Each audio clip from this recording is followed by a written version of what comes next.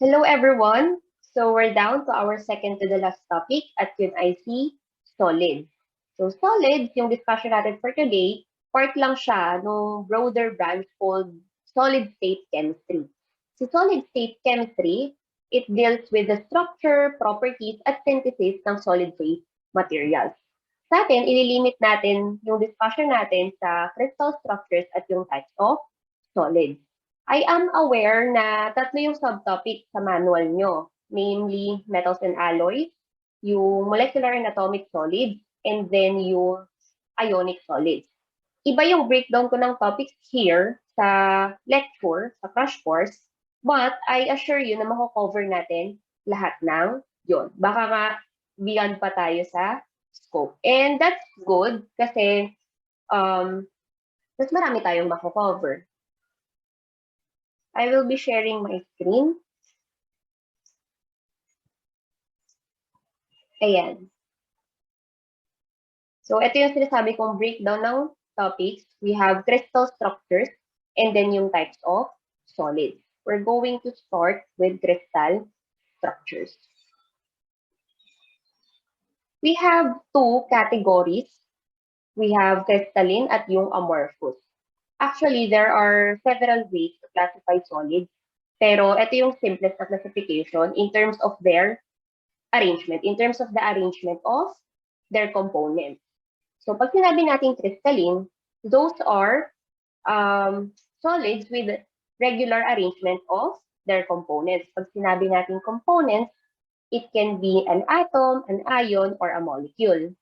When we see amorphous naman, those are solids with considerable disorder in their structures. Sa crystalline, ang common examples niyan ay yung ating table salt, ayan. Sa amorphous naman, we have glass, we have plastic, and rubber. Dito sa discussion natin, mag-focus tayo sa crystalline solids. So, si crystalline solid, since meron siyang regular arrangement ng kanyang components, usually, yung atoms, ions, at molecules ay packed in regular geometric array, in regular geometric patterns. At yun yung tinatawag na lattice. Technically, ang definition niya, a lattice is a 3D infinite array of points, also called the lattice points, and each of which is surrounded in an identical way by neighboring points. So, si lattice, in layman's terms, siya lang yung geometric pattern na nasa-form natin using the lattice points. At yung lattice points na yun yung ino-occupy ng components ng solid, either an atom, ion, or molecule. At nung sinabi niyang merong neighboring points, yun yung tinatawag na coordination number. Pag sinabi mo coordination number ng isang unit cell, yun yung number of neighboring components ng lattice point. For example, we have this illustration here. Ito yung lattice, itong buong square. Pero remember, simplest lang to illustration kasi 3D ang lattice natin eh. Itong buong square, ayan, this is called the lattice. At yung smallest repeating unit ng ating lattice ay tinatawag na unit cell. Ayan, the unit cell is the simplest representation of a crystal lattice. So, itong part na to. Kasi paulit-ulit lang siya, di ba? Itong small square na to. Itong highlighted. Okay? Siya si unit cell. At ito yung lattice. Kapag titignan natin siya, 2D. Pero in reality, once again, 3D ang ating lattice. Before we proceed with the discussion ng different crystal structures, review lang sa parts ng cube. Kasi yung iba sa atin, nung nag-chem, kinalimutan na ang geometry. Pero importante pa rin si geometry sa atin, especially here sa solids. So, we all know that cube is a three-dimensional solid object. Kaya nga, pwede natin siyang i-plot sa XYZ na coordinates. So, meron siyang 4 na parts, and namely, I, F, C, E. So, sino-sino sila? Yung I is called the interior or the body. Itong green. Siya yung nasa gitna ng cube. Yung face naman, itong red. So, in total, merong 6 faces yung cube natin. 1, 2, 3, 4, yung top face at yung bottom face. So, 6. And then yung corners or vertices, yun yung color blue. Siya yung nasa kanto in Tagalog. So, 1, 2, 3, 4, 5, 6, 7, 8. So, merong 8 corners or vertices ang ating cube. And then lastly, ay si edge or yung sides, itong black. So, in total, meron namang 12 edges si cube. 1, 2, 3, 4, 5, 6, 7, 8, 9, 10, 11, and 12. So, yun ang parts ng ating cube. Ma-appreciate nyo later kung etong review na ginawa natin. So, there are several types of crystal systems, and the simplest and most common ay yung cubic crystal system. So, sinabi natin cubic crystal system, it takes the shape of a cube, obviously. So, under the cubic crystal system, meron tayong tatlo: the simple cubic, the body-centered, and the face-centered cubic. Lahat yon in the shape of a cube. Sasabihin nyo, bakit tatlo lang naman yung in-identify ko, pero meron tayong siyam na illustrations? Actually, yung first, yung nasa taas, ito yung tinatawag na ball and stick model. Yung pangalawa, yan yung space filling model. Na-encounter nyo na rin yon na ball and stick and space filling sa organic, if I am not mistaken. At yung pangatlo, ito na yung buong lattice. So yung first two, yun yung unit cell. Yung pangatlo, yun yung whole crystal lattice. Okay? Let's start with simple cubic. So si simple cubic, it has lattice points sa kada corner. So sa simple cubic crystal unit cell, meron siyang lattice points sa kada corner. Again, meron tayong 8 corners for a cube, so yung 8 yun occupied by lattice points. At ang lattice point natin can represent an atom, an ion, or a molecule. Okay, so ito yun.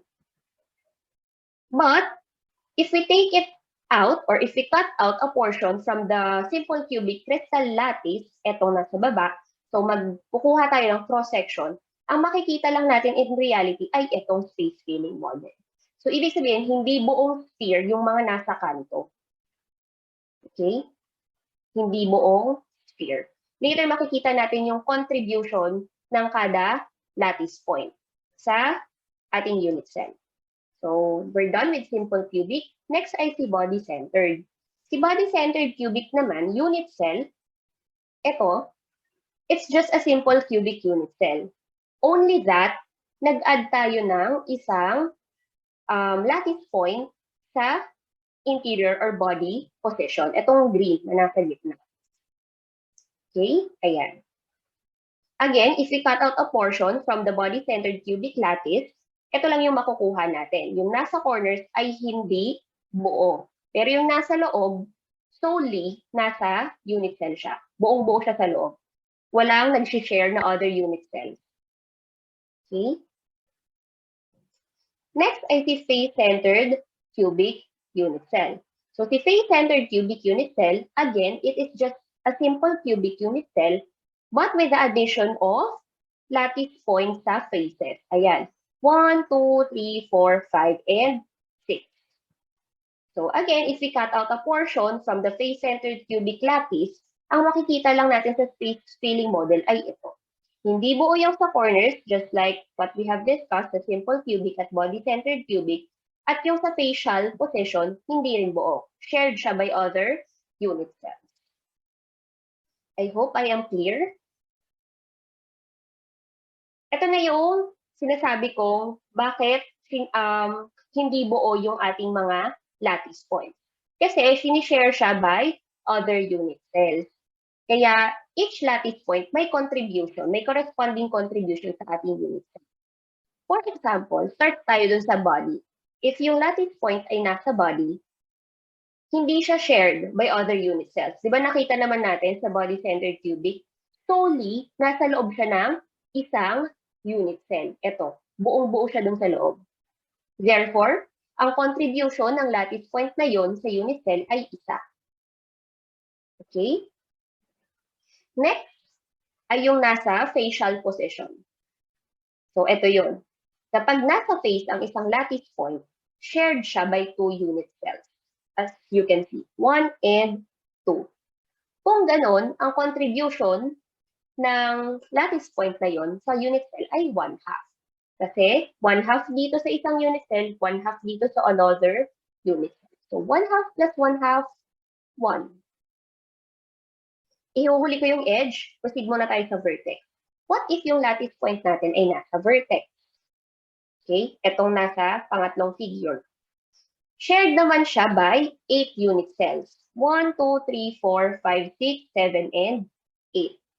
Yun yung nangyari dito sa ating simple cubic, body-centered, at space-centered. Ito. Kaya ganito yung makikita nyo sa space filling model kasi shared siya by 8 unit cells. So ito, ang contribution ng kada lattice point na yan, 1/8 lang. Kasi 8 times 1/8, kasi may 8 corners tayo, di ba? So 8 times 1/8 is just 1. And then last, yung sa edge. What if nasa edge yung lattice point natin? Pag ganon, shared siya by 4 unit cells. 1, 2, 3, and 4. So, ang contribution naman nun na lattice point ay 1/4. Okay? So, example. This is our first sample problem for solid. Sabi dito, solid A sub X, B sub Y, C sub C has a unit cell structure that has A atoms at the vertices, B atoms at the body, and C atoms at the faces. What is the empirical formula of the solid? Pag sinabi natin empirical formula, it is the simplest formula. Okay? So, paano natin ititreat tong problem?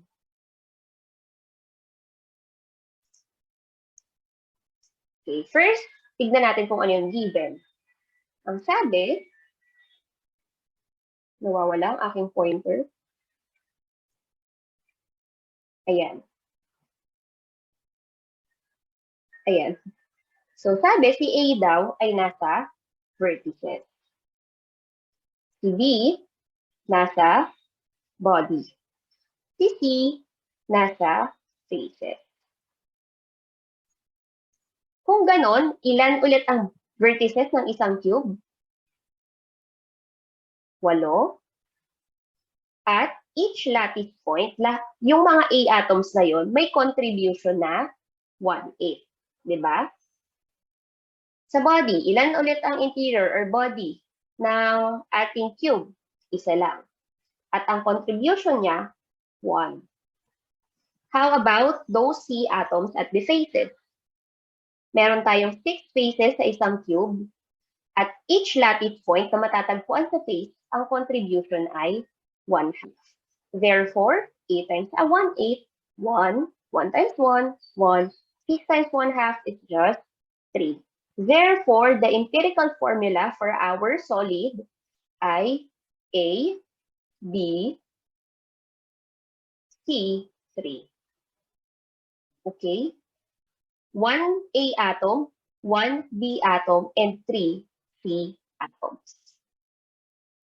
Okay? Ngayon, di ba na-mention ko kanina na si cubic crystal system is the most common and is the simplest. Kasi part siya no tinatawag na Bravais lattices. So si Bravais lattices, siya yung 14 3D configurations into which yung atoms can arrange themselves. So ito si cubic crystal system. We have the simple cubic or primitive. We have the face-centered, we have the body-centered cubic or interior, and the face-centered cubic. So, siya nga yung simplest.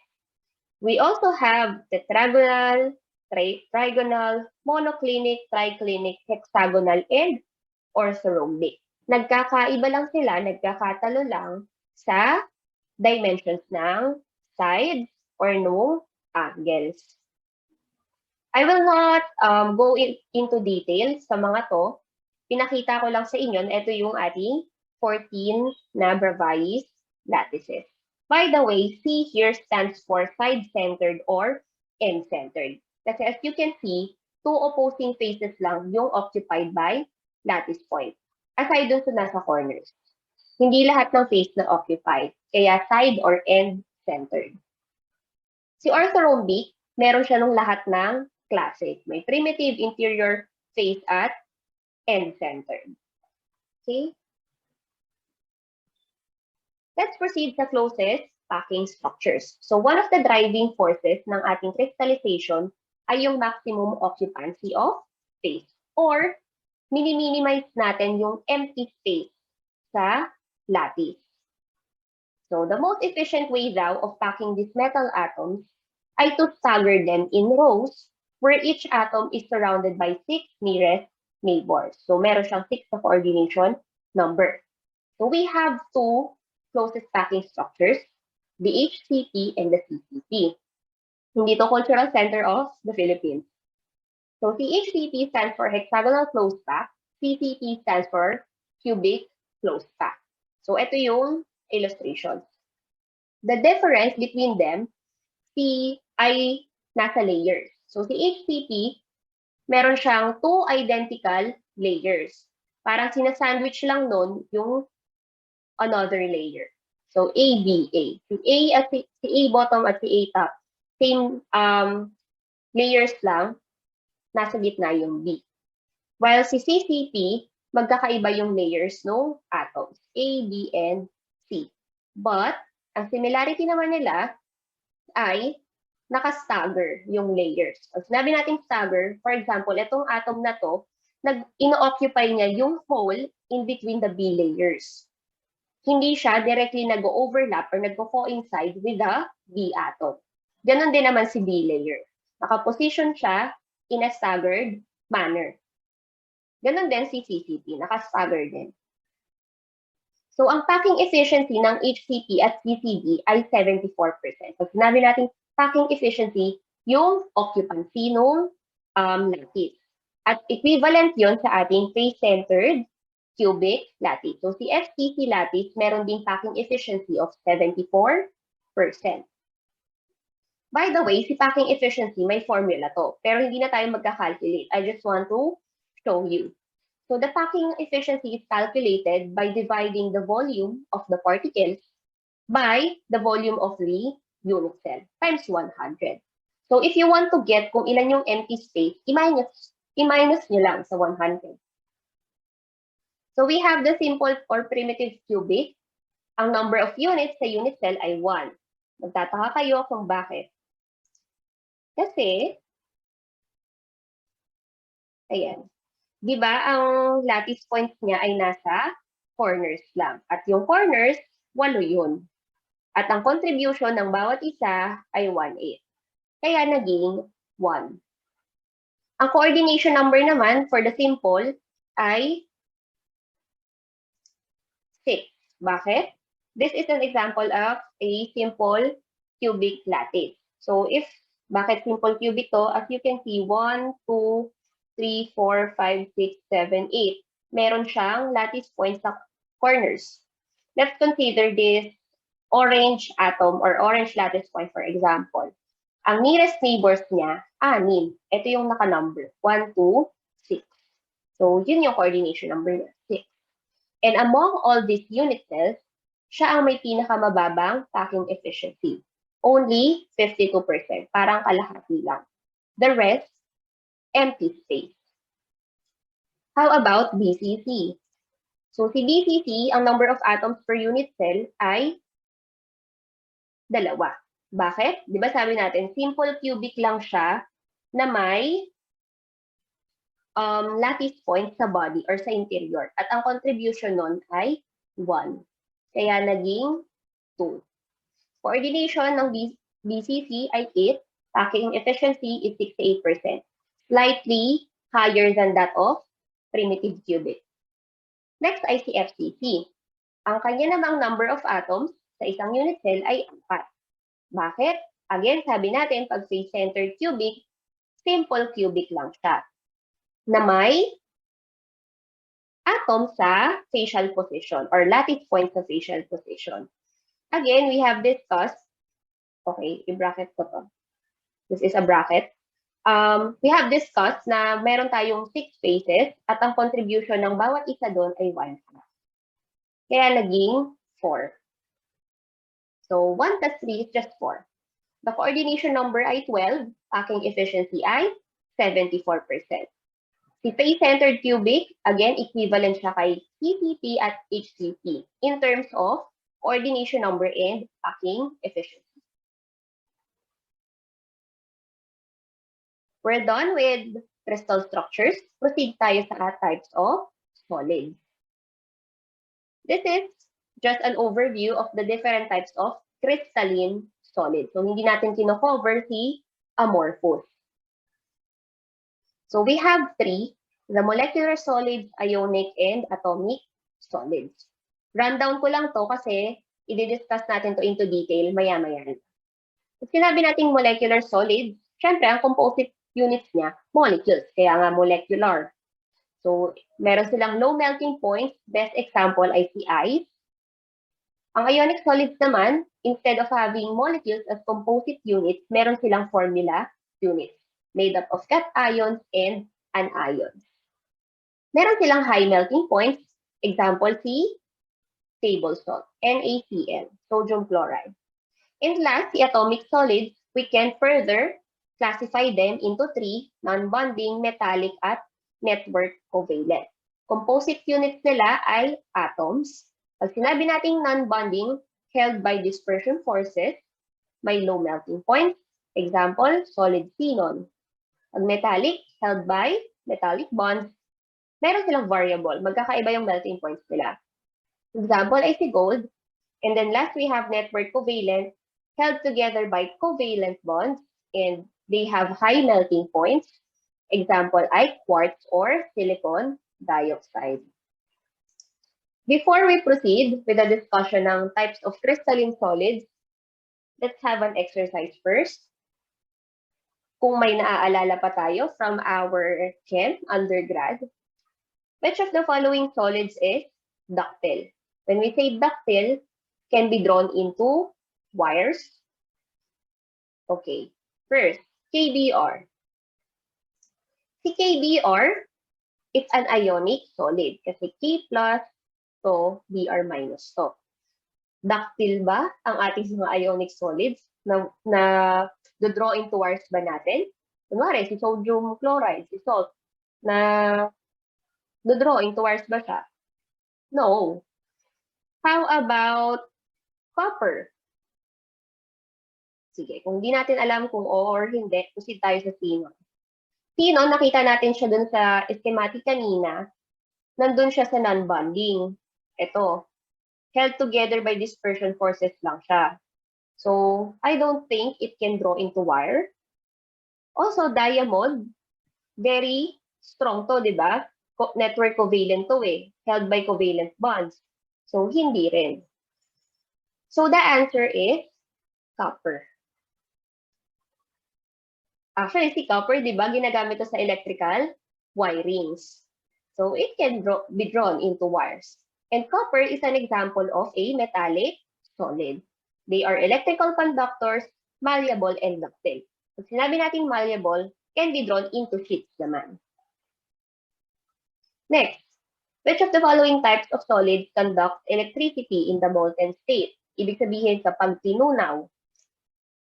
Network covalent solids, example ulit yung diamond. Hindi, kasi sabi natin may high melting points to, di ba? Also, kahit naman ma-melt siya, hindi rin naman ito makakakonduct ng electricity. Si metallic solids, example natin si copper, nagkakonduct siya ng electricity, pero both in solid and molten state. Kaya this is not the answer. Also, hindi rin si molecular solids, kasi held by dispersion forces lang din to. And wala silang property to conduct electricity. So the answer is ionic solids. Binibilisan ko lang kasi i-discuss naman natin ito ng detailed mamaya. Bakit nagkakonduct si ionic solid? Kasi di ba, kapag nasa solution siya, it forms ions. At ang ions ay electrolytes. So, ionic solids conduct electricity in the molten state, pero not in its solid state. Next, which of the following solids have the lowest melting point? Ionic solid. Dun sa schematic kanina, sabi may high melting point daw si ionic solid. So, hindi. Diamond may high melting point din according dun sa schematic. Balikan natin. Ayan, network covalent, high melting points, non-bonding, ionic high melting points. Ngayon, ang option natin ay itong dalawa na lang, si copper at si xenon.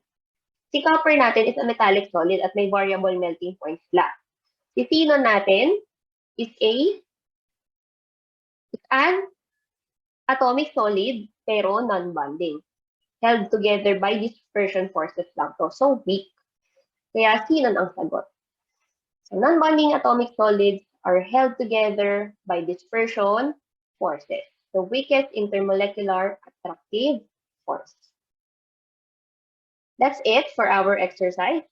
Simulan na natin ang discussion ng types of crystalline solids. Starting with the non-bonding atomic solids. So they are only held by weak dispersion force or by London force. Di ba IMFA to? Kaya siya tinawag na non-bonding kasi wala siyang ionic bond, wala siyang covalent bond. Which are examples of intramolecular interactions. So ang meron lang siya, intermolecular attractive force. At yung weakest pa, si London dispersion force. Kaya non-bonding. As consequence, soft sila. Insulators din sila and they have very low melting point. Kasi weak lang yung interactions present. Example ay si argon. Ito yung chemical structure ni argon. Yan, dikit-dikit lang na argon atoms. Pero walang bonds in between them. IMFA na London dispersion force lang. Kaya kung makikita nyo si argon, in reality, slowly melting siya. Ayan o. And argon is a noble gas, di ba? Next ay metallic solids. Still under atomic solids. So they are just positive metal ions in a sea of the localized electrons. So yung positive metal ions natin, ito silang naka-blue spheres. Meron silang electrons, bawat isa, di ba? At ang nangyayari sa electrons nila, since magkakatabi lang naman in close proximity, they form a swarm of the localized electrons. So nagiging distributed yung electrons, freely moving. Consequence nun, they can conduct electricity, they can conduct electricity and they have high thermal conductivity. So they are conductors in both the solid and the molten state. Just like copper, they are hard but malleable and ductile. Another fact about metallic solids is that they crystallize in closest packing structures. So HCP or CCP, thus they have high densities. So pwede nating makalculate yung density ng isang metallic solid. And we have a formula for that. This is rho equals Vm over n sub a cubed. So 0 dito siya yung density. V refers to the number of atoms in the unit cell. M is the molar mass of the atom in grams per mole. Nasa periodic table to. N sub a is the Avogadro's constant. I did not put the value already kasi alam kong you know them by heart. You know it by heart. And A refers to the unit cell edge length, yung length ng edge, which is then related to the atomic radius, R. If overwhelmed na kayo by the formulas, I have a mnemonic for this. Pero baka tawanan nyo ako kasi, ano siya, rho equals gamma na cube. Gamma, itong nasa taas, na cube. Okay? Hindi ako nagbubuhat ng sariling bangko dito na nare-retain lang siya sa akin by using mnemonics. Okay? So, gamma na cube. So, that is the formula for calculating density of a metallic solid. Siyempre, hindi natin papalagpasin na wala tayong example. But before I proceed sa ating sample problem, let us first consider kung ano yung relationship ng edge length with the radius. Again, ito na-discuss na natin kanina, the number of atoms in a unit cell. Pag simple cubic, 1, body-centered, 2, pag face-centered, 4. And the relationship ng edge length sa radius ay magkakaiba for each type of cubic lattice. So simple cubic, 2R, A is equal to 2R. Sa body-centered cubic, A is equal to 4 over square root of 3R. I know, baka meron ditong mga masyadong technical sa mathematics, hindi tayo dapat nagkakaroon ng radical as denominator. But, mas madali kasi siyang i-memorize in this form. So, you can search for the other forms ng values na to, but for our discussion, ito muna gagamitin natin. For the FTC, A is equal to 4 over square root of 2R. You will wonder kung paano nakuha tong relationships. Fret not, I have here this figure. I-rundown ko lang to, bibilisan ko lang to kasi ayoko namang ituro na hindi nyo alam kung ano yung naging background, kung paano nag-arrive to that formula. So, start tayo sa simple syempre. Kay simple cubic. So, A daw is equal to 2R. Bakit? As you can see, this is the edge. Ayan o. Ito rin, edge din to. Ayan, hindi pantay. So, kung makikita nyo, ilang radius ang nagko-comprise sa edge length? Dalawa. 1 and 2. 2 radii. Kaya, A is equal to 2R. Di ba ang radius natin, ito, ayan, half ng diameter. Okay? Bago ako mag-proceed sa BCC, FTC muna tayo. Si FTC naman, ayan, a little complicated compared kay simple cubic. So we have to consider etong B. Etong B. Kaso na ako. Ayan, etong B. So, ang B natin ay equivalent siya sa 4R. Bakit? Ito, isang radius. Ito, pangalawang radius. At, ang isang diameter, itong nasa gitna, na sphere, half sphere, ay dalawa ang radius. Kasi, di ba, 1 diameter is equal to 2 radii. Ito. Kaya, 1, 2, 3, and 4, that is equal to 4. So, kaya naging 4R. Ito.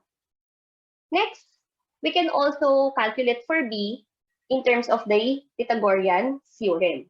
Again, Pythagorean theorem, ang gusto niya lang sabihin, the square of the hypotenuse is equal to the sum of the square of the other side. So, si hypotenuse natin ay yung ito. Itong naka-diagonal. So, si B pa rin. So, B squared is equal to, ano yung side? A. Ito rin, A. So, A squared plus A squared. Equal yon sa 2A squared. So, ang gagawin natin, equate natin yung dalawang values for B. Pero kailangan muna natin tong E square. Ayan. Ayan. So, ang kakalabasan nito, B squared equals 16R squared. Equate natin si 16R squared as si 2A squared. Ito na yon. So, calculate for the square root, we have A equals square root of 8R. Pero kung i-rearrange pa rin natin to, ang makukuha pa rin naman natin ay itong 4 over square root of 2R. Next I see body-centered cubic. So si body-centered cubic, ginamit niya din yung relationship, yung Pythagorean theorem for B. Ito. But we also have to introduce yung C. Ito. Kasi itong shape na to, kasama to. Ayan. It's another right triangle. So we can say na C squared, si C yung hypotenuse, and then A is another side, A squared plus B squared. Ayan.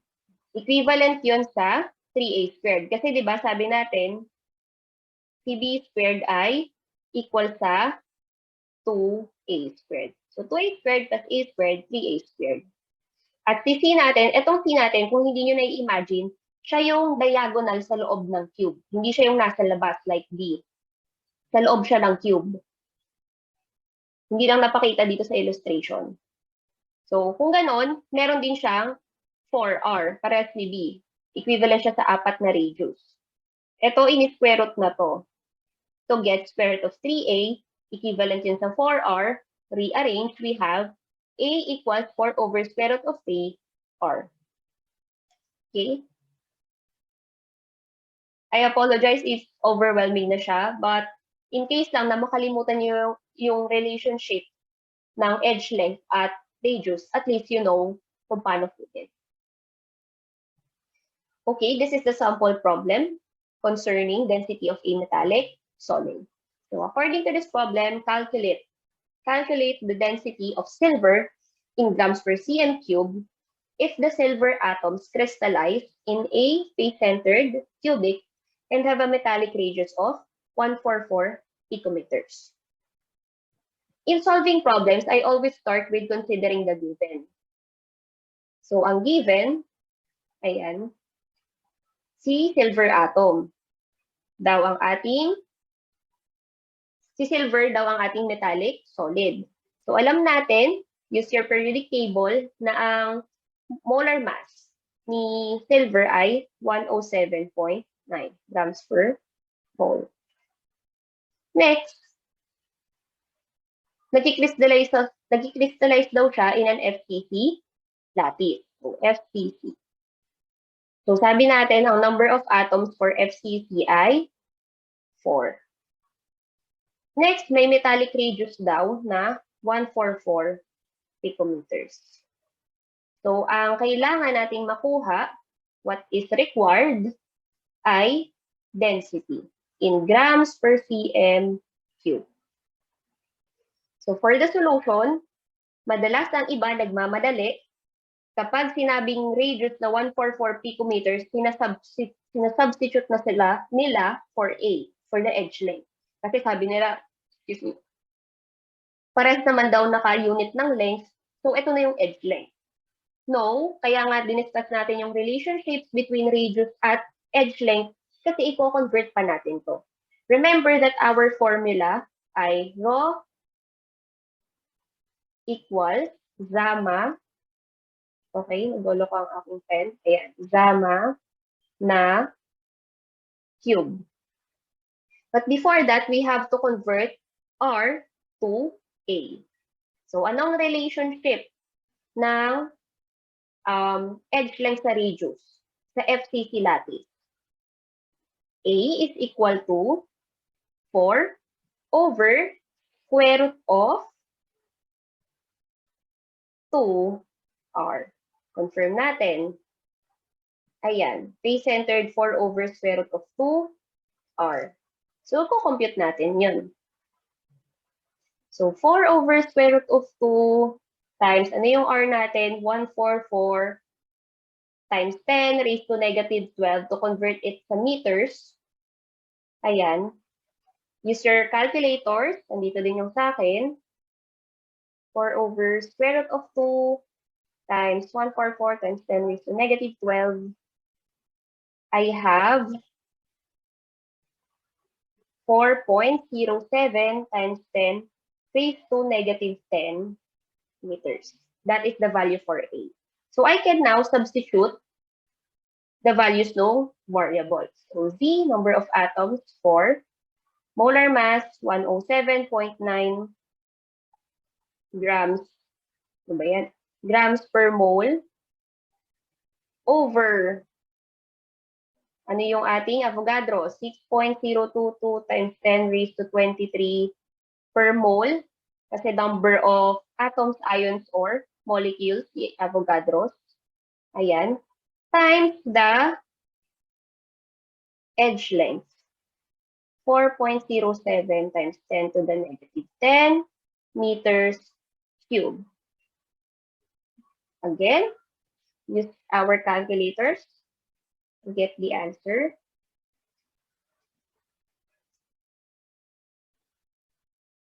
So, 4 times 107.9. So, ang nakuha ko ay Okay, yun pala yun.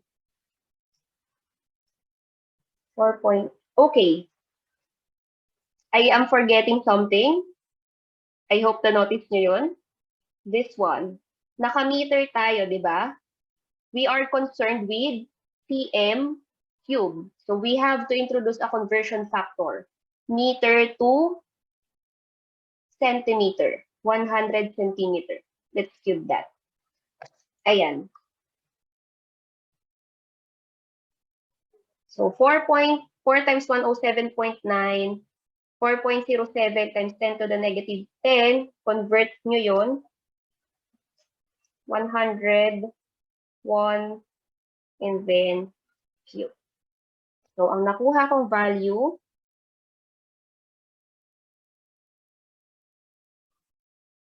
ay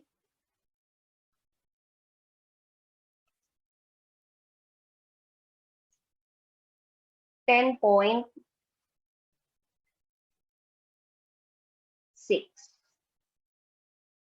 gram per cm. I hope you arrived at the same answer. Next, pwede na ba? Ayan. Next ay ang alloys. So si alloys ay under din siya ng metallic solid. So alloys are just homogeneous mixtures of elements. Actually, si alloys ay made up of at least 2 elements. And necessary na yung isa doon ay metals. Examples ng alloys. We have amalgam made up of mercury and silver, parehas yung metals. We have brass. We have bronze. Si brass, ang mnemonics brass, copper and zinc. Si bronze, copper and tin. We have electrum, we have pewter, sterling, at steel. Si steel, as you can see, may carbon. And we know that carbon is a non-metal. Pero okay lang kasi meron naman siyang metal na iron. We have two types of alloys, the substitutional and the interstitial alloys. Pag sinabi natin substitutional, may isang atom, i-replace niya yung position ng original atom. Substitute. So, for example, we have bronze. Si bronze made up of copper and tin. So, si red yung copper. Si blue yung tin. Ayan. Ito, copper. So, ang nangyari, sinubstitute ni tin yung ibang copper atoms to form bronze. Actually, mas konti yung tin composition ni bronze. If I am not mistaken, 12%, mga ganon. Ayan. The rest, copper atoms na. Sample siya ng substitutional alloy. We also have interstitial alloy. By the way, ang requirement for a substitutional alloy, dapat yung atom na magsusubstitute ay of the same size. Hindi nalalayo yung size sa starting atoms. For example, si tin, hindi nalalayo yung size sa copper. Para ma-substitute niya yung position ni copper. Otherwise, ang mako-form niya, kung mas maliit siya, ay interstitial alloy. Kasi ang gagawin niya, i-occupy niya yung interstices nung starting metal structure. Ayan o, itong blue. Mas maliit siya, so hindi niya kayang mag-substitute. Ang gagawin niya, i-occupy niya yung interstices nung metal structure. Example ay si steel, yung pula natin, sila yung iron atoms, at yung blue na maliliit, yan yung carbon. Okay? Next, meron tayong tinatawag na intermetallic alloys. So, si intermetallic alloys, ang ginawa lang sa kanya, mimic yung molten state ng alloys. So, nag-mix tayo ng molten na alloys. So, ang karakteristik ng isang intermetallic alloy ay brittle sila. Tapos, kasi galing na lang sila sa molten state na sinolidify lang. Cooled to set. Kinul lang sila para mag-set.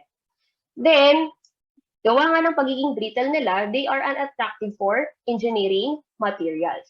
Pero they come to their own at high temperatures. Ang nangyayari, nagiging hard sila at high temp. Kaya useful sila for gas turbines, for internal combustion engines, ayan. Kasi mga high temperature yun. So as you can see, the difference between a standard alloy and an intermetallic alloy, si intermetallic alloy ay may regular arrangement ng kanyang atoms. Okay? Pero, ayun nga, brittle siya. Gawa ng, galing lang siya sa molten metallic elements. Example, this is unrelated to substitutional at interstitial alloy, pero concerning alloy in general. So, a certain copper-gold alloy crystallizes in an FCC lattice with the copper atoms at the faces and the gold atoms at the corners. Still, we are looking for the empirical formula of this alloy. Ganun lang din. Kanina na bigyan na natin ng example to yung solid A sub X, B sub Y, C sub Z. So let's consider kung sino yung nag-occupy ng lattice points. So si copper daw, nasa faces. Si gold, nasa corners. Again, we have 6 faces. Contribution ng bawat face, 1/2. We have 8 corners. Contribution ng bawat lattice point sa corner ay 1/8. Total, 3 and 1. Dapat ang makuha nating summation ng atoms ay 4. Kasi di ba there are 4 atoms in an FCC lattice. Therefore, ang answer natin ay copper 3 Au. And ang total nun ay 4.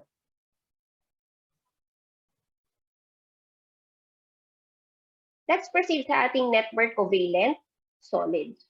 So, network covalent solids, ang atoms nila naka-attach sa nearest neighbors by covalent bond. So, strong. Kasi intramolecular yung interaction na covalent bond.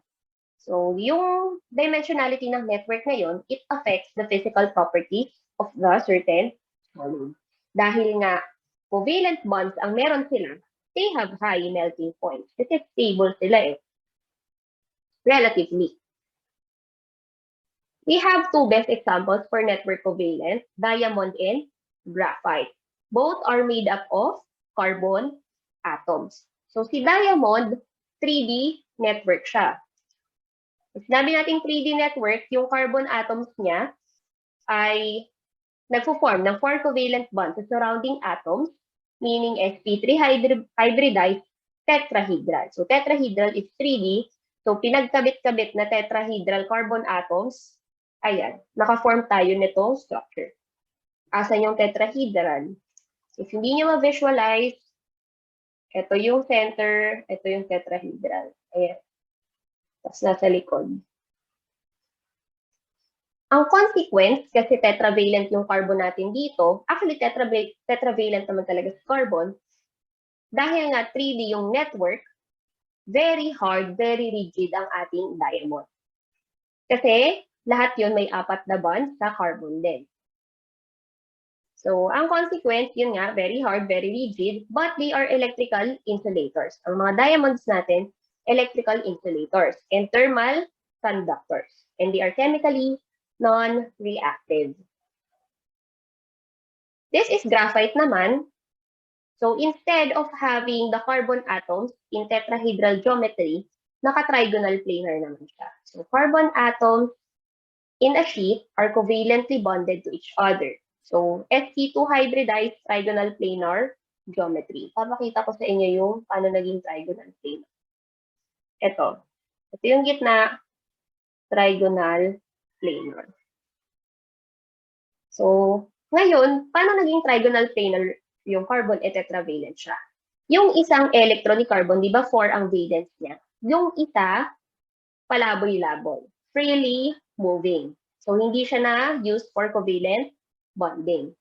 Kaya, hindi siya kasing hard at kasing rigid ng ating diamond. So, sheets are stuck via dispersion forces. So, itong dashed line na makikita nyo, yan yung dispersion forces. Yung bawat sheet, attracted lang sila via dispersion, which is weak, di ba? Kaya slippery yung feel ng graphite. But they are electrical conductors and thermal insulators. Kaya sila naging electrical conductor kasi 'di ba may hindi sila nagamit na isang electron. So yung mga electrons na yon freely moving and can conduct electricity. Also, they are chemically non-reactive. I have an interesting trivia concerning diamond and graphite. Pero I think naman most of you know this. 'Di ba sabi natin, 'di ba mamahali ng mga diamond? The diamonds from Manila Diamond Studios, Seth Vergara Jewelry, Royal Gems, ayan, ang mahal ng diamonds. But, ang endpoint nila, they will just be converted to graphite. And graphite can be found in Mongol 2 pencils, in Mongol pencils, in pencils in general. So, diamonds do not last forever. Pero, traditional natin na magbigay ng diamond rings pag special occasions. For example, engagements, weddings, ayan. Pero, diamonds do not last forever kasi they are in metastable state. Si graphite ay thermodynamically stable compared kay diamond. Kaya darating ang point na yung diamond, magiging graphite yan. Magiging graphite lang din. But, the interesting fact ay siguro naman, maa-outlast naman tayo ng diamond. Hindi siguro, maa-outlast naman tayo ng diamond. Siguro ay wala na tayo by the time na ma-convert siya into graphite. Okay? Kasi it needs to have a certain energy at sobrang laki nun, may energy barrier. So, kailangan niya munang ma-overcome yon for it to be converted to graphite. Kaya nga, if you want to propose, ayan, magbigay ka na lang ng lapis. Okay? Kasi, mas long-lasting si graphite compared kay diamond.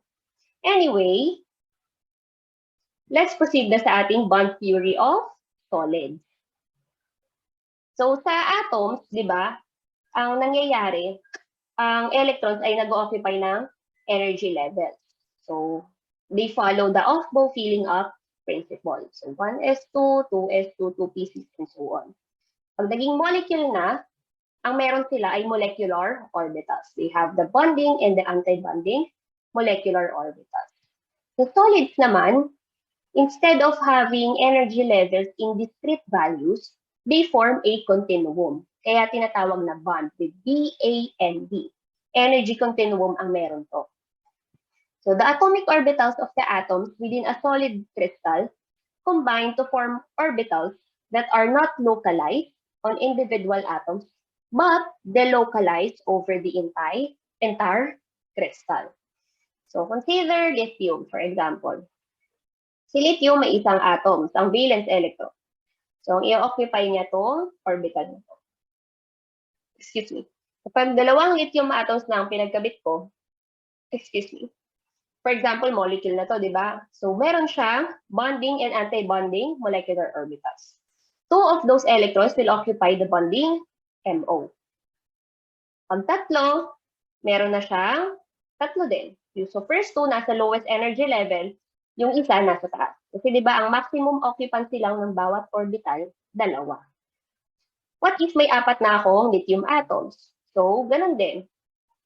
Tig-dalawa yung dalawang bonding orbitals. Yung anti-bonding, unoccupied. But what will happen if I have n number of lithium atoms? Instead of having n number of orbitals, magpo-form siya ng continuum. Ayan na.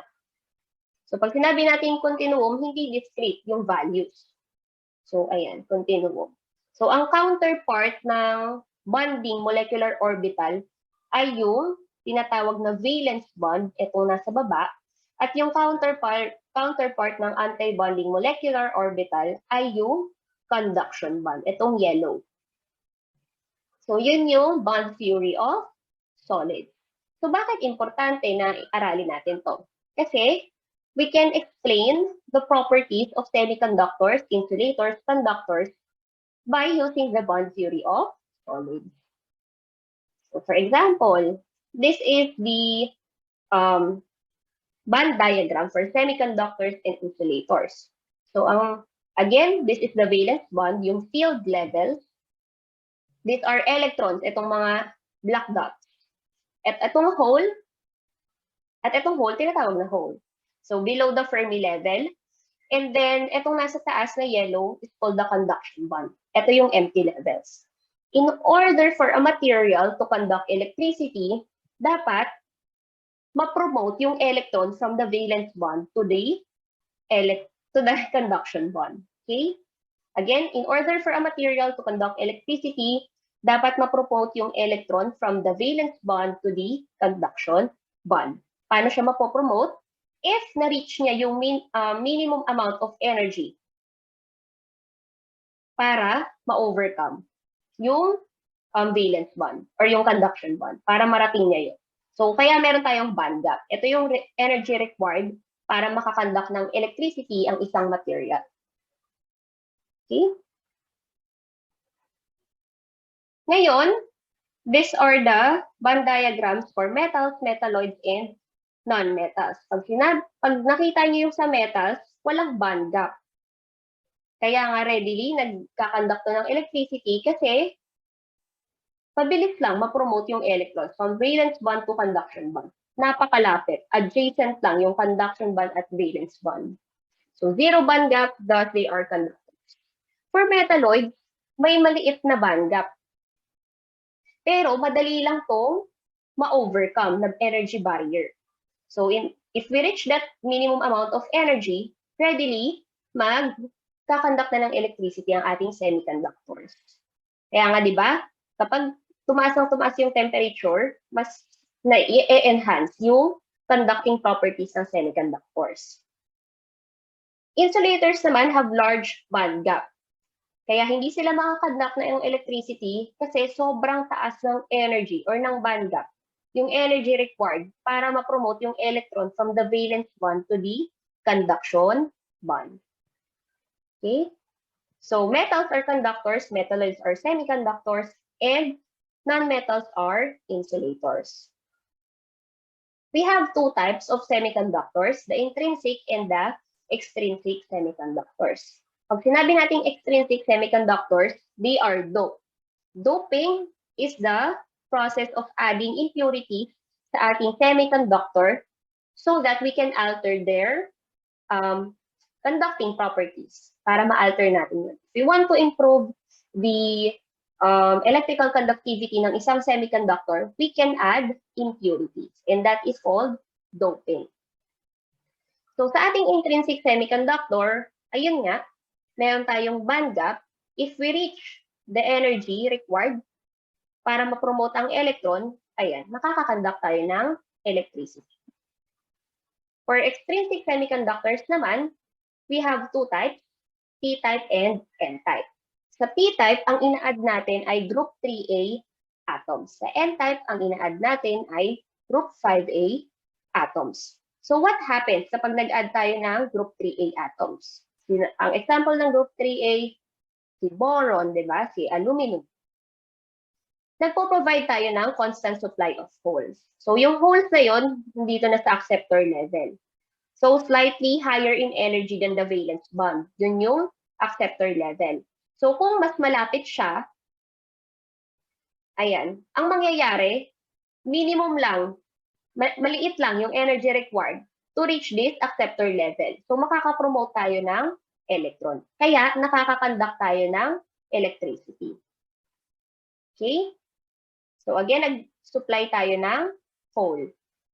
Sa N-type naman, we add group 5A. So what happens? Instead of providing constant supply of holes, we provide constant supply of electrons. Ito yung donor level.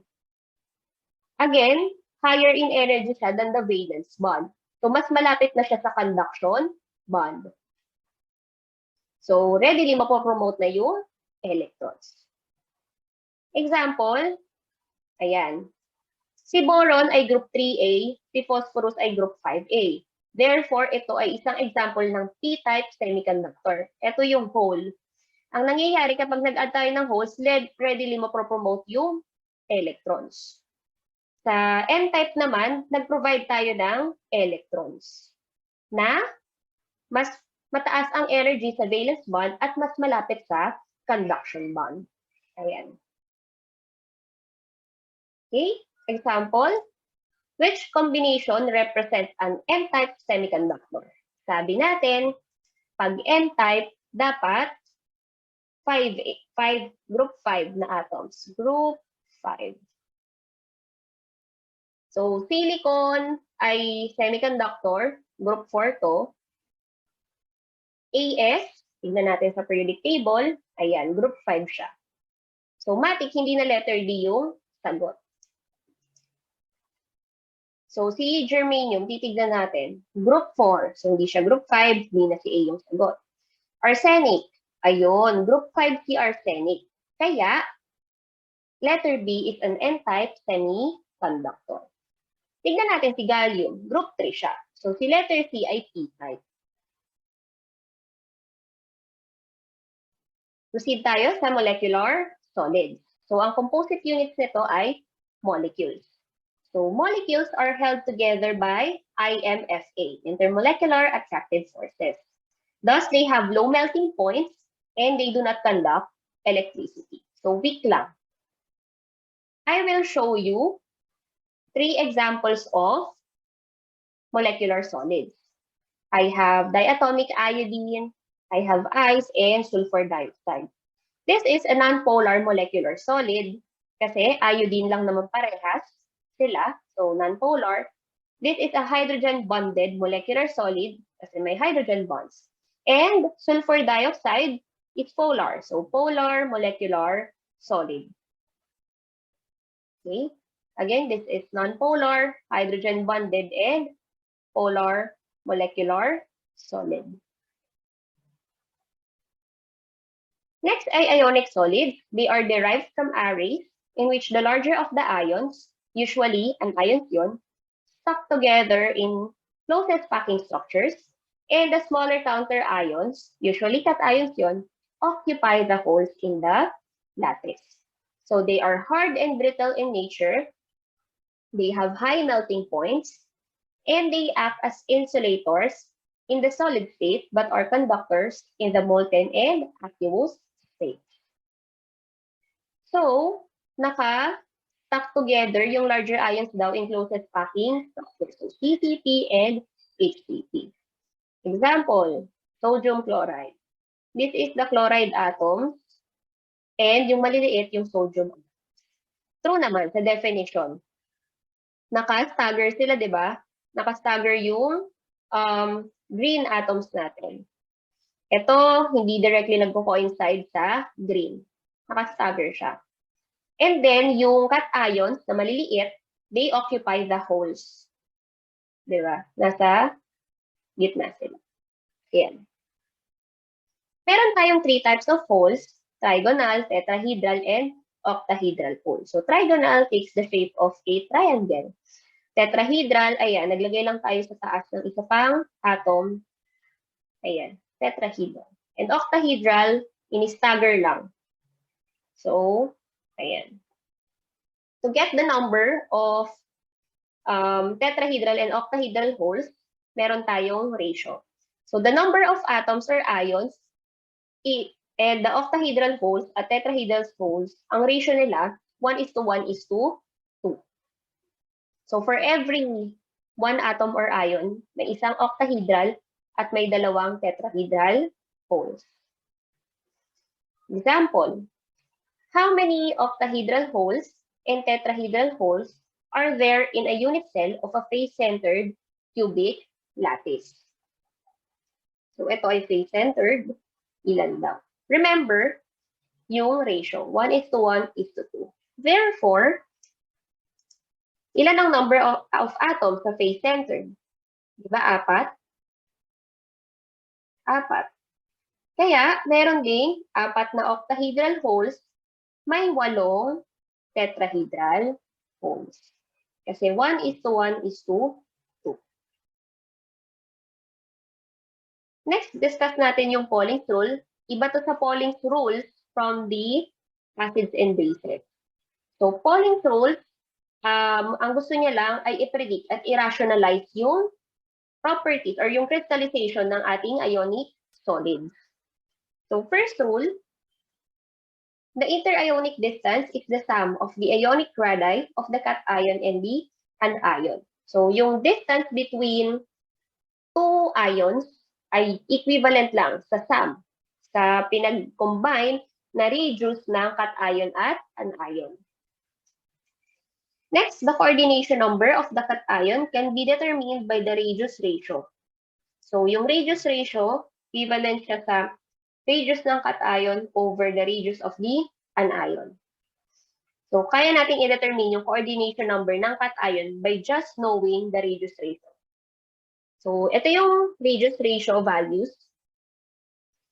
Ito yung corresponding coordination numbers at yung corresponding type of holes kung saan nag-o-occupy yung smaller ions. Na ino-occupy ng smaller ions. For example, I have a radius ratio of 0.3. So, nandito siya sa range na to. So, ang coordination number ng cation ko in that case ay 4. At yung type of hole na nire-residan ng aking smaller ion ay tetrahedral. We also have the principle of charge balance. So, the charge of the cation over its coordination number is equal to the charge of the anion and its coordination number. So, kung gusto nyo hanapin yung coordination number ng anion given yung sa cation, you can find it. Example, fluorite has fluoride ions in a simple cubic array and calcium ions in alternate body centers with radius ratio equivalent to 0.97. What coordination numbers of the two ions are predicted by the radius ratio? So, hahanapin natin sa table si 0.97. Nandito siya, di ba? So, meron siyang 8 na coordination number for the cation at cubic yung hole. So, sino yung cation natin? Si calcium. So, si calcium ay may 8 as coordination number. Next, we will solve for the coordination number of fluoride ions. And we can do that by using the principle of charge balance. So, ang mangyayari, substitute lang. So, ilan yung charge ni calcium? Diba 2? Ayan o. 2 over, kanyang coordination number ay 8. Kakakuha lang natin. For fluoride ion, ang kanyang charge ay 1. Diba negative 1 yun? And we are looking for this. So, rearrange lang. So, Cn is equal to 4. Paano nakuha? 1/4 to. Nilipat nyo lang yung Cn sa kabila. At yung 4 dito sa baba, dito rin.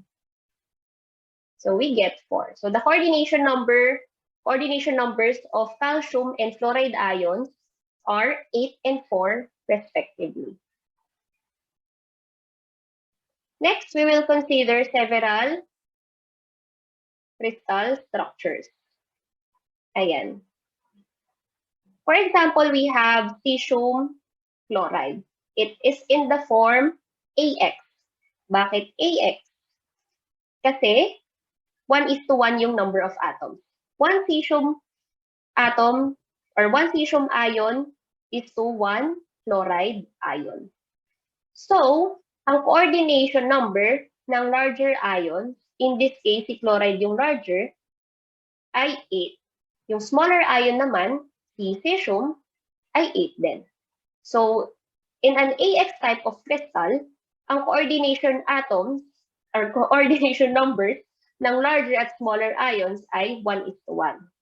So, kung 8 to, 8 din dapat yung isa. Kung 4 to, 4 din dapat yung isa. Yung larger ions naman ay naka-primitive cubic at yung smaller ions nag-o-occupy ng cubic hole. Another AX type of crystal, we have zinc sulfide, sphalerite. Ayan. So, sabi natin, kapag AX type of crystal, dapat yung coordination numbers ng larger at smaller ion ay 1:1. So, for sa larger ion, ang larger ion natin ay si sulfide ion, 4. So, dapat 4 din yung sa zinc. So, the larger ion of is in the form of FCC, smaller ion ay nag-occupy ng half of the tetrahedral holes. Zinc sulfide can occur as sphalerite or as quartzite. So kapag quartzite siya, still AX naman, type of crystal, yung larger ions niya ay naka-HCT instead of FCC. But still, yung smaller ions nag-occupy ng half of tetrahedral holes. You don't need to memorize all of this, but at least familiar kayo kung paano nakukuha yung coordination numbers ng larger at smaller ions. And may mga trivia questions kasi, kunwari, ano yung polymorphs ni zinc sulfide? So, you have an idea na sphalerite tapos quartzite. Ayun. So, nickel arsenide, AX type of crystal pa rin. 6 yung coordination number ng larger ion, 6 din for the smaller ion. So, ito rin yung kanilang crystal structure. So, HCT for the larger ion, yung smaller ion occupying octahedral holes.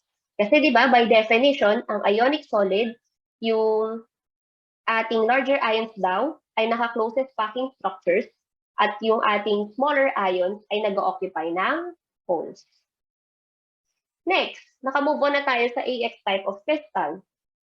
Next, we have calcium fluoride or yung fluoride structure.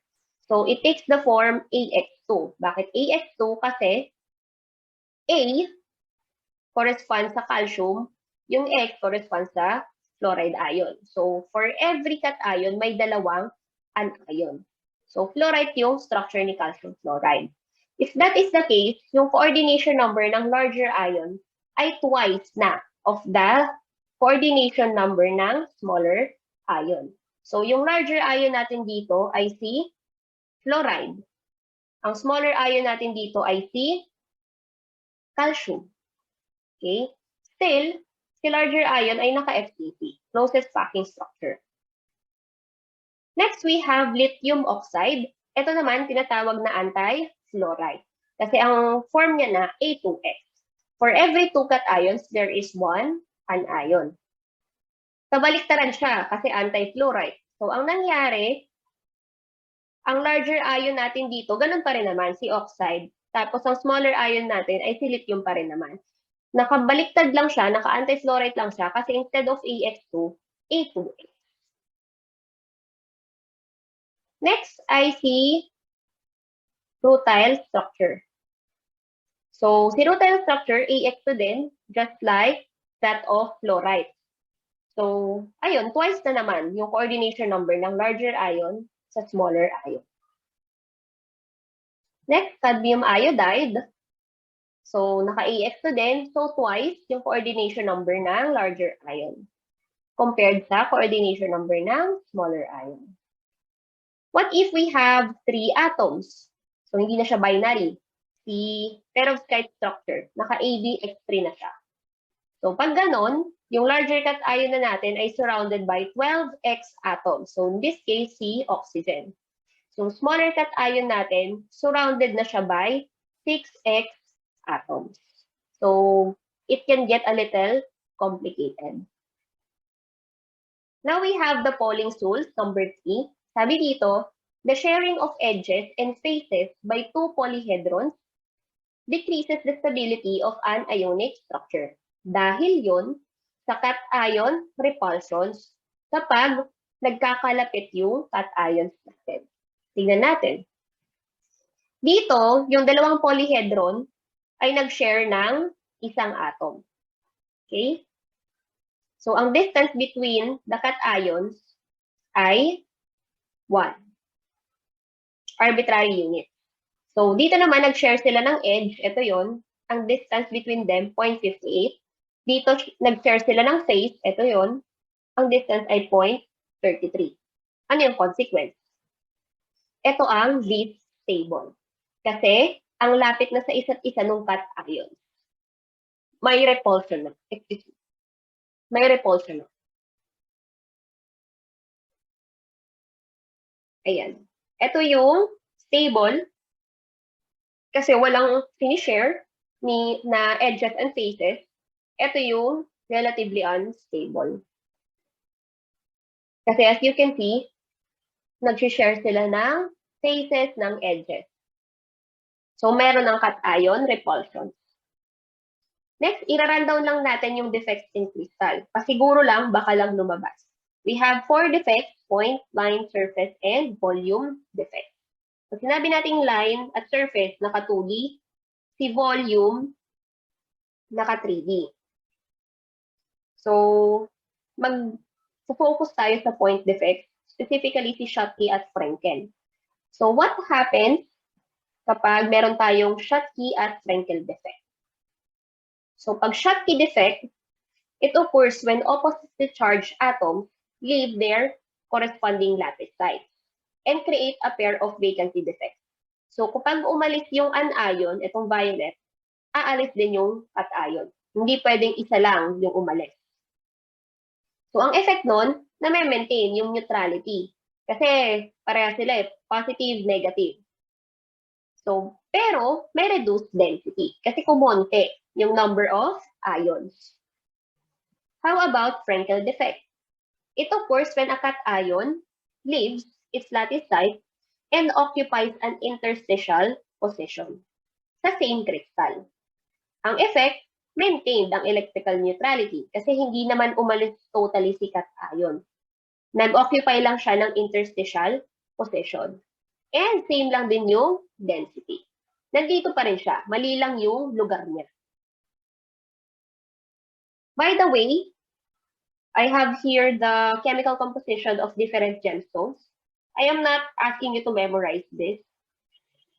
Pero if you want trivia questions or trivia information, you can visit Compound Interest in Google. They have a lot of infographics, and nakatulong din yun sa akin during the board exam. So kapag bored na ako ng paulit-ulit na pagbabasa ng libro, ginagawa ko, nagbabasa ako sa Compound Interest. Kasi very creative sila sa pag-share ng info, like this one. Hindi sila masakit sa mata. So, ayan, si spinel, ito daw example ng spinel. Si amethyst ay silicon dioxide. Pearl, calcium carbonate. Ayan, mga trivia information. Next, is still under ionic solids, we have the lattice enthalpy. So, the lattice enthalpy is the standard molar enthalpy change accompanying the formation of a gas of ions from the solid. Okay? Again, siya yung energy required to form gaseous ions from the ionic solid. So this is the ionic solid, and then we form gaseous ions. That is the lattice enthalpy. In general, salts from ions with higher charge state and small radii have larger lattice enthalpy. Imagine kapag small radii, mas malapit sila sa isa't isa. Kapag mas malapit sila sa isa't isa, strong yung interaction between them. Kaya mahirap silang buwagin. Kaya mataas ang lattice energy values. Which is expected to have a higher lattice energy? Cadmium iodide or lithium oxide. So titignan natin kung sino yung mas maliit. Si cadmium, malaki na to. May d orbital na to eh. Si lithium, wala. So, mas maliit siya. Between oxygen and iodide ion, sino ang mas malaki at maliit? So, mas maliit si oxygen. Ito nasa babang part na to ng halogen series. So, mas malaki siya. Therefore, those with small radii ang may mataas na lattice energy. So, the answer is lithium oxide. Now, which is expected to have a higher lattice energy? Parehas fluoride ion yung nakakabit. So, ang titignan natin, si aluminum at magnesium. Saan sila nagkakaiba? Sa charge.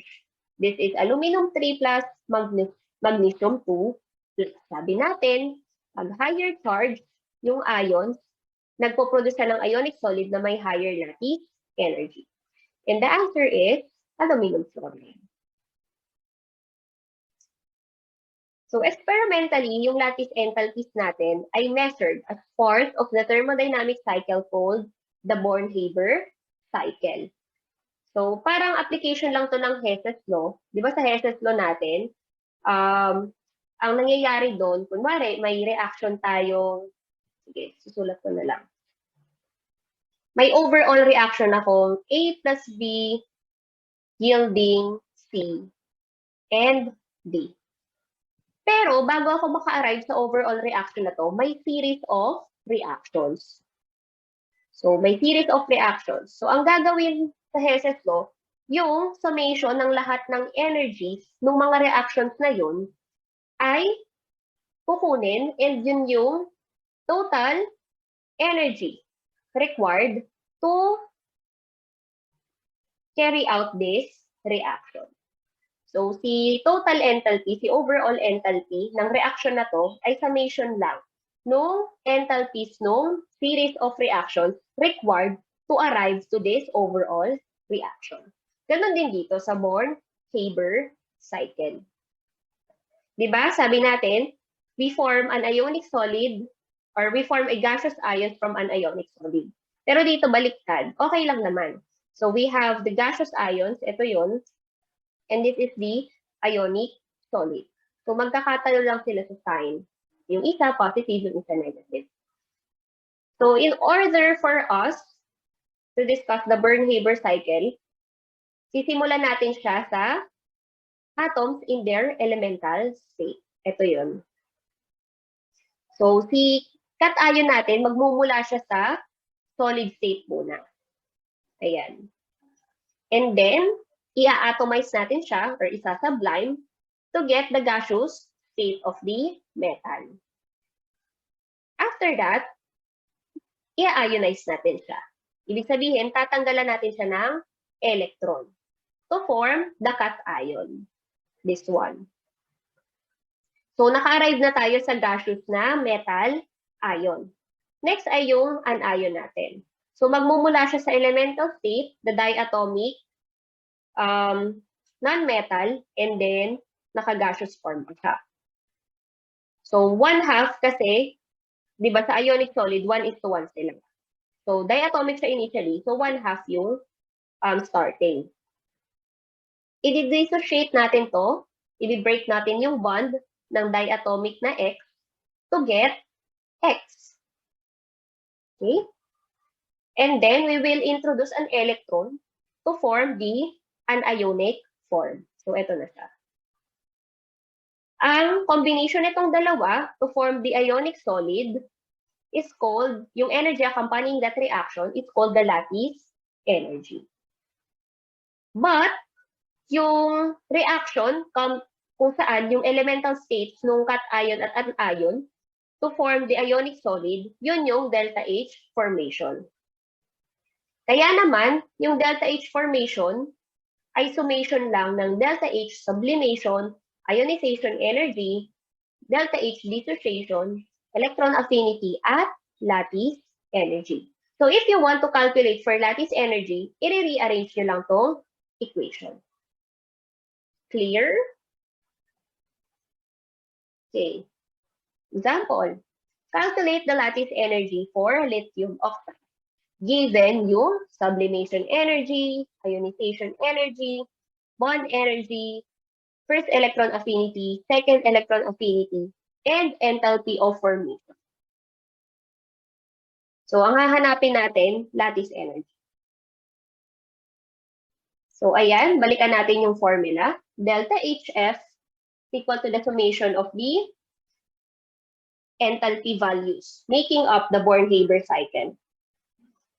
Again, sabi natin, to form the ionic solid from the gaseous ions, yun yung energy accompanying that reaction, yun yung lattice energy. So, gaseous lithium, gaseous na oxygen to form lithium oxide na solid.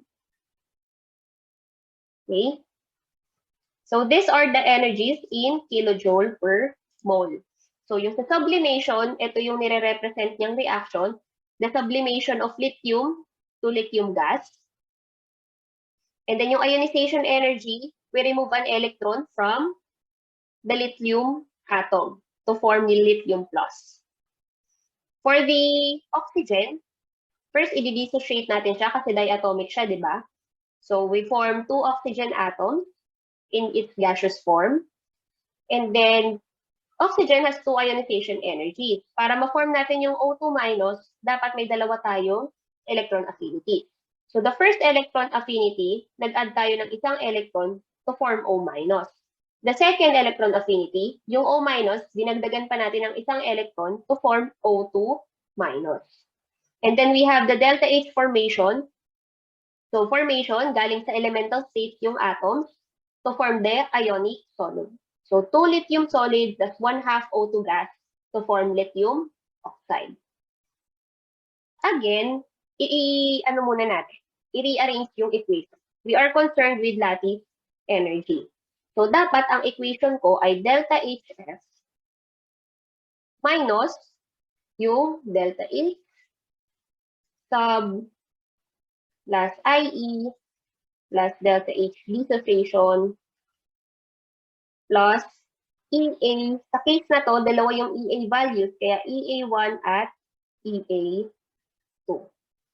Naka-plus pa rin sa loob kasi nandito na yung minus sa labas. Naka-parenthesis, naka-bracket naman. Most students, nagmamadali, basta na lang isasalpak lahat ng values without considering yung stoichiometric coefficient. Remember, dun sa ating lattice energy na reaction, may dalawang lithium atom. May isang oxygen. So dapat lahat ng reactions natin, ganun din yung coefficient ng lithium at oxygen. So dito sa una, ita-times natin sa 2. Kasi isa lang yung lithium initially. So times 2, ito din, times 2. Oxygen dapat isa lang. Ito naka 2, kaya iwa 1/2 natin. The rest, okay na. Ito, isang oxygen. Ito, dalawang lithium. Isa, lithium oxide. So, let's substitute the values. Pero before that, isi-simplify ko na yung mga values. So, yung sa delta H sub, ita times 2 natin. So, 162 times 2. Use your calculators. Calculate with me. 324 na to. Ito, 520 times 2. 1,040 na to. This one, 498 divided to 249. Then, tsaka na tayo mag-substitute. Si delta HF, negative 554. All of this are in kilojoule per mole, kaya i-omit ko na for simplification. Delta H sub, 324, plus ionization energy, 1,040 na. I hope you can follow me. Yung dissociation energy, hinaf natin, so 249, plus the 2 electron affinity, negative 142, and then 844. Simplify muna natin yung nasa loob. So, 324 plus 1,040 plus 249 plus negative 142 plus 844. 2315.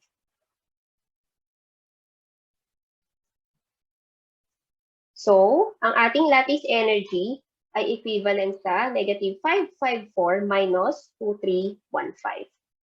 The answer is negative 2869 kilojoule per mole. Okay? Yun lang.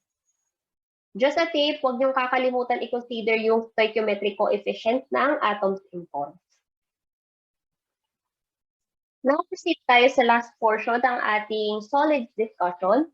At yun ay yung mga madugo-dugong equations na nasa review manual nyo. That is the Born-Landy equation, yung Born-Mayer equation, yung Tapos-Tinsley equation. Hindi naman siya lumabas during our boards in 2019 at wala rin akong narinig na lumabas siya last year. But, what if tanungin kayo this year? At least, na-share pa rin namin sa inyo. So, si Born-Landy equation, start tayo sa kanya. It is used to approximate the lattice energy. Kapag hindi sa atin binigay yung mga enthalpies ng reactions comprising the Born-Haber cycle. So what if walang binigay sa atin ng mga enthalpy values? Ang binigay lang sa atin, Madelung's constant, interionic distance. What if ganun yung ma-encounter natin? So we will use the Born-Landay equation. So si Born-Landay equation, it takes the form of this electrostatic energy, na-discuss to sa physics, na-discuss din to siguro sa Gen Chem sa inyo. So negative z squared e squared over 4 pi epsilon naught r. So asan siya? Ito ito yung z squared, ito yung r, ito yung e squared at 4 pi epsilon naught. Asan yung negative? Nasa charge ng ion. Okay? So ngayon, may nag-introduce lang sila ng other terms like 1 minus 1 over n. This is the repulsive term at yung ating Avogadro's number at yung Madelung's constant. Obtained na yung equation na to or proven na experimentally. But still, this is just used to approximate lattice energy values. So M is the Madelung's constant and it is a measure of how ions interact with each other in the crystal lattice. M is a compressibility factor. Dun sa review manual nyo, merong values for compressibility factor. Tinatawag din siyang Born exponent. You do not have to memorize this constant kasi kapag pinasolve naman kayo nagagamit ng Born-Landay, dapat ibigay siya sa inyo. So, R0 again is the interionic distance, sum ng radius ng ions or ng radii ng ions involved. Avogadro's number, Na, E, constant to, 1.602 times 10 to the negative 12 to the negative 19, di ba? Constant 23 ata to sa inyong calculator. So, ayan, technique din. If tamad na kayo mag-memorize, use your constant sa calculator. Sa amin, tinatanggal to. Kaya kung ako sa inyo, tandaan nyo na by heart yung mga madalas gamitin na constant. For example, ito si E, 1.602 times 10 to the negative 19. Si epsilon naught, our permittivity of free space, constant 32. So, 8.854 times 10 to the negative 12. Ayun. So, we can use Born-Landay equation. But, para sa kanila, hindi pa enough yung repulsive term. Kaya nag-introduce ng bagong repulsive term, si Born pa rin at si Mayer. It is 1 minus rho over R0. Hindi na compressibility factor.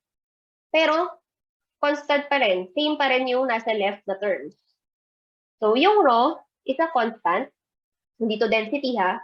It's equivalent to 3.45 times 10 to the negative 11 meters. So, it is used to represent the repulsion between ions at short range. So, ang unit niya, meters. Meters din yung interionic distance. Kaya makakancel out. And then, si Kapuscinski, ang ginawa niya lang ay sinimplify niya yung constant sa Born-Mayer. So, collectively, K na yun. The Kapuscinski constant. Equivalent sa 1.2025 times 10 to the negative 4 joule meter per mole. And here, the small n is the number of ions in the formula unit. Hindi siya Born exponent, ha? Still, we have the other terms. Yung 1 minus rho over R0, yan. Nandyan pa. Now, let's take this example. So, sodium chloride has an interionic distance of 283 picometers. Estimate its lattice energy given that the Madelung constant is 1.75. So, ano yung given? 283 picometers, Madelung constant 1.75. Can we use the Born-Landay equation? We can't kasi hindi binigay yung compressibility factor. Aba, kung memorize nyo yung compressibility factor, very good. Pero I don't recommend you to do that. Kasi marami pa rin kayong mas kailangang i-prioritize na topics. So, ang formula na pwede natin gamitin ay si Born-Mayer. Ayan. So, substitute lang natin yung values. Avogadro's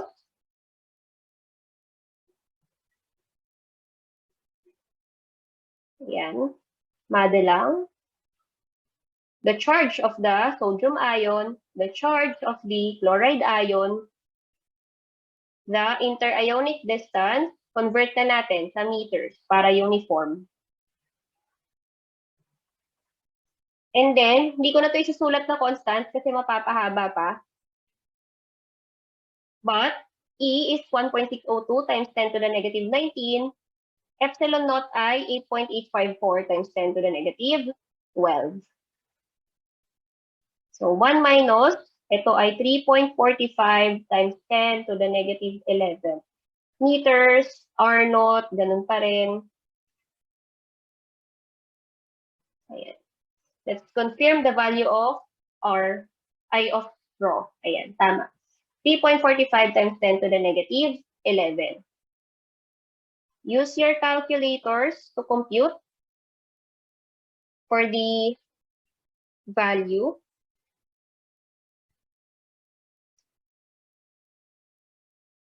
So, 6.022 times 10 raised to 23.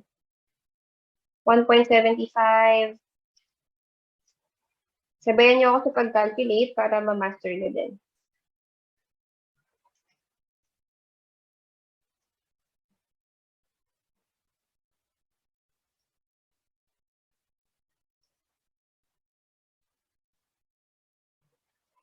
And then, the last term, 1 minus 3.45 times 10 to the negative 11, and then 283 times 10 to the negative.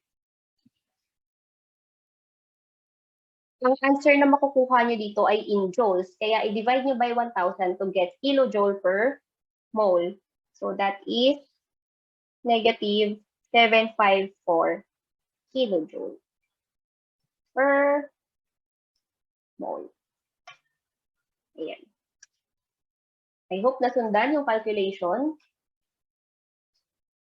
And we're done with solids. For your assignment, baka sabihin nyo, ba yan, may pa-assignment pa, review na nga lang sa board.